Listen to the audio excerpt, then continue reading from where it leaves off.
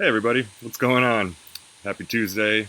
Thanks for finding your way to the Wide Open Spaces Facebook page for another live video.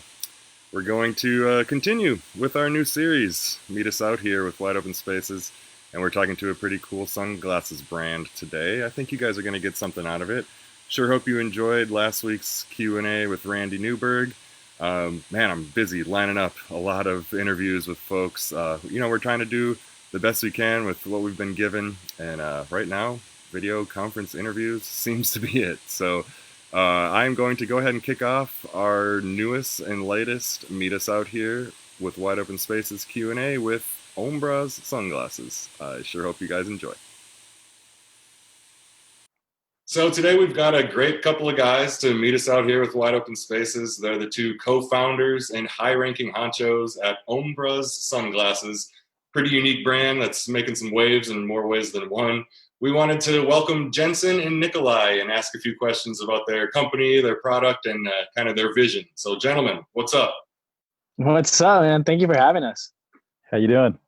My pleasure. Doing very well. Hope the same for you guys. Okay, I bet we probably got to get some folks up to speed on the Ombraz story. I can't even go any further without mentioning that awesome original crowdfunding video you guys have on YouTube and on your website. Does a great job of telling it. But I want to hear from your own words, just kind of a quick recap on how the brand got started. Oh man, well yeah, that video is a great fictional retelling of how Ombra started, but it's not actually that accurate. Yeah, Guy Ross, like we were on a segment on how I built this, and Guy Ross actually said it was the best crowdfunding video he's ever seen. So yeah, I encourage anyone who's listening to go check it out because it's a fun time, and you get to learn about what Ombras are all about. But basically, Nikolai's never heard this story, so it'll be interesting for him to hear this as well. I'm really excited. I'm just kidding. Nikolai hears this like once a day, probably. But I was on a camel safari in India, and sunglasses were always just annoying to me. Like they always just either I misplaced them or they broke or fell off my face, and so I never wore them. But I finally like pulled the trigger on a pair of sunglasses while I was in India. I brought them on this camel safari, and a few hours into the trip, someone sat on them and they broke. And I just had this broken pair of sunglasses, and the sun was bright. My Scandinavian skin was burnt to a crisp, and I needed something to protect my eyes. So I just took a piece of twine, wrapped it around the broken hinges, and I wore them like that, like put the twine on the back of my head, and I wore them like that for the rest of the trip. And I just couldn't believe how well they worked. They didn't slip down my face. They didn't fall off under any circumstances. I could throw them in a backpack or in a bag when I didn't need them, or slip them around my neck. And so I actually replaced that twine with a leather cord, and I wore that same pair of MacGyver sunglasses for the next 5 years. And you're talking to a guy who loses his wallet once a week. So that meant something for me to be able to keep them on my person for that long. And Nikolai and I went to college together, and he was kind of obsessed with these little MacGyver sunglasses I had as well. He would try and steal them from me at parties and whatnot. And I had to go track them down and get them back from him a few times. But enough people came up to me off the street, strangers, coworkers, friends, peers, asking like who made these sunglasses and where they could get a pair, to the point where I was like, you know what, there's something here. We're onto something, and there's a market and there's a demand for a sunglass like this. And it's crazy because sunglasses have been around for 250 years, but there hasn't really been any like substantial change in the way in which sunglasses are worn.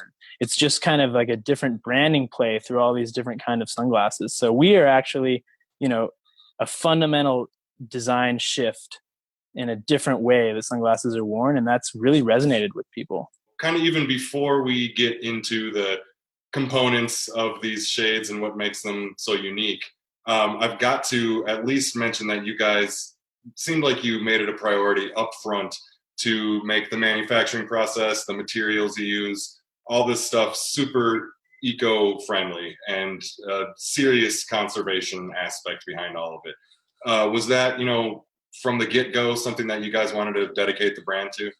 Growing up in the age of like environmental awareness and consciousness, like there was no way we were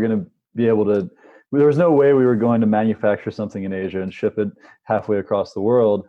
and you kind of utilize this global supply chain without at least covering our tracks. And we wanted to go even further than that by planting 20 trees for every pair we sold. And that sequesters over 330 times the amount of carbon that's emitted during production and delivery of these things. So we're the most carbon negative brand in the world. And to date, we've planted over 180,000 trees. The sort of thing that I feel like we got to get out in front, like even before we talk about these things, because that's incredible. That is well worth the praise. And, you guys are doing it for the right reasons and the right way. So we commend you. That's, obviously something that drew my attention, hopefully draws a lot of attention to. We figured that there's no better way to create an impact than through tree planting, because, these trees, especially mangroves especially, they sequester more carbon than any other tree species. And that's the specific species that we plant in Madagascar is mangroves. And not only do they, they protect from flooding, but they also help retain topsoil. I mean, there's just, they help regenerate like microclimates. Clean the water. Yeah. Protect coral reefs. It's like reefs. So many like socioeconomic benefits as well, because we were really partnering up with indigenous communities and to kind of deploy all these tree planting efforts. So we're super grateful for that as well. And we ended up hooking up with Eden Reforestation Projects, who was actually out of Southern California, the Redlands area, which is where Jensen and I went to college. So that was kind of like a really logical match. It kind of really seemed to make sense. We kind of like looked up like, who are these tree planting organizations and what do they do? And then we kind of just like whittled it down and found out, like just talked to their founders, talked to like, people on the ground, and found out like who's actually like has the most impact and where can our donations go the furthest. And it just made sense to work with Eden, and they've been incredible to work with. And we would recommend anyone who's wants to donate and plant trees is to contact Eden Reforestation Projects, because they do incredible work all over the world. Yeah, that's awesome. I am proud to get to chat with, folks who run their business so responsibly. And yeah, that's awesome. I know that you can find out a lot more about the partnership on you guys' website, ombraz.com. And you'll also find on there, the details, the nitty gritty. So I want you to tell me and everybody else a little bit about these things, the frames, the lenses, and so I've got my pair right here, this cord. What about these things allow them basically to, stack up to the others? Oh man, great questions. I think like Nikolai, do you want to take this first? Yeah, if you think about what frustrates you about sunglasses, and there's a couple things that kind of come up, a couple common reoccurring themes. So they break, they fall off, or slide down your nose. They kind of pinch your head right above the ears when you wear them for too long, just causing discomfort and pain. And they're really difficult to store. We're always on the go and traveling and really getting after it, and that requires storage and easy access and a product to match that kind of lifestyle. So if you think about where all those problems originate, it's really at the stems and hinges. That creates that kind of like compression point where if you sit on it, it breaks. So if you remove the stems and hinges, it really flattens the frame out, and that solves that exactly. That solves those pressure point issues. And the cord also allows you. It's a fully adjustable cord. It's ultra light and comfy. So yeah, exactly. You're able to kind of tighten it as much as you need around your head to make it comfortable. And we don't recommend actually wearing them tight at all. We recommend just taking the slack out enough so you can pull the frame off of your face about 3/4 of an inch. Yeah, and that way they also by the cord. Exactly, yeah. And they kind of just float there. And you'll see that on top of your ears, you don't even feel anything. You can drop them around your neck and kind of put them under your shirt when you're done wearing them, or when you're kind of ready to retire for the night.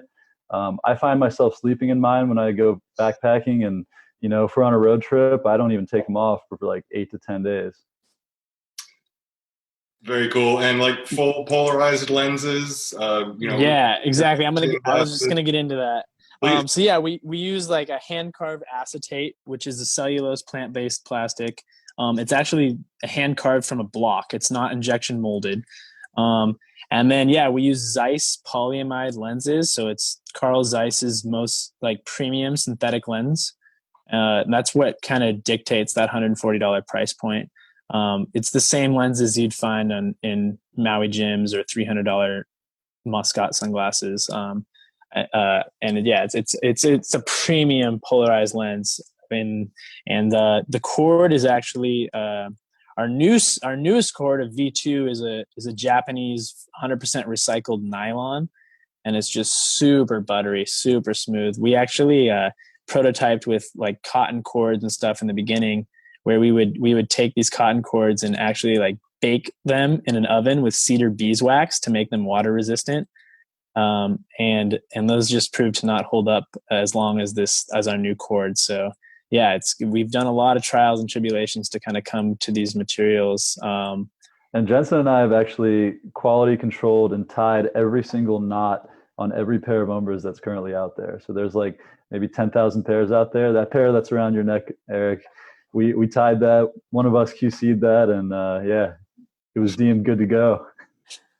That is too cool and super indicative of just like the dedication that, you know, I gathered before getting to talk to you guys, but have now absorbed so much more. That's awesome and good, meaningful stuff. Again, you're doing it the right way, you know, doing it the responsible way. I think that, you know, hopefully there's some intrigued folks out there. I certainly was when I, you know, first saw them. But there might also be kind of the other side that maybe you've dealt with some skeptics who, you know, might not exactly think these are for them. As a way to kind of respond to that, who would you guys say these shades are for exactly? Are there activities or lifestyles that fit them?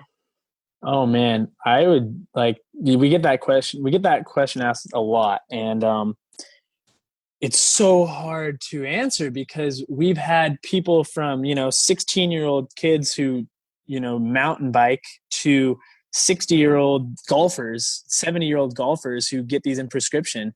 I mean, it's really just anyone that's getting after it outside that's had problems with their sidearms and been annoyed by their sidearms in the past. But where we really try to focus on is that kind of like road tripping, adventure travel, and backpacking and camping and hiking segment, just because that's what we know best, and we know how to articulate our messaging and our branding to that best. And we kind of try and treat ourselves as our customers. And, you know, it's just like, we want to do whatever we would be intrigued by. We want to, you know, show and tell whatever we would be interested in. That's kind of been our mantra. But I mean, as far as like fishermen love these, golfers love these, volleyball players, like, I mean, I could go on forever. Recreational boaters. Yeah, like climbers, like, oh, don't get me started, Eric.